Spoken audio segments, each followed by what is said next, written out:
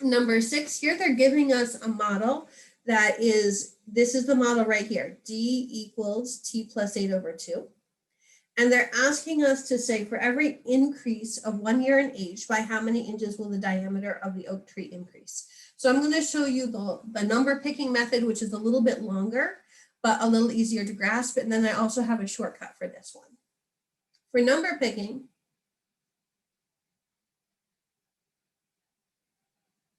we're going to pick two values. We're going to pick, let's say, t equals 2.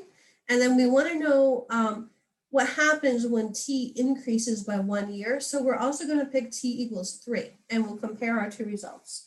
So when t equals 2, my d value is going to be 10 over 2. That's going to be 5. And when t equals 3, it's going to be 11 over 2.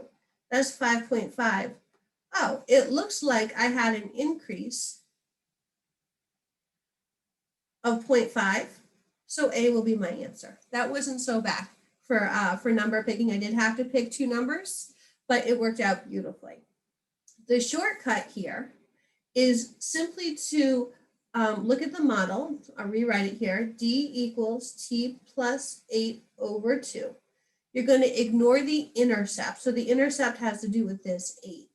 And you're going to imagine if this t was increased by 1, that 1 would be divided by 2 before it could affect an increase on the other side.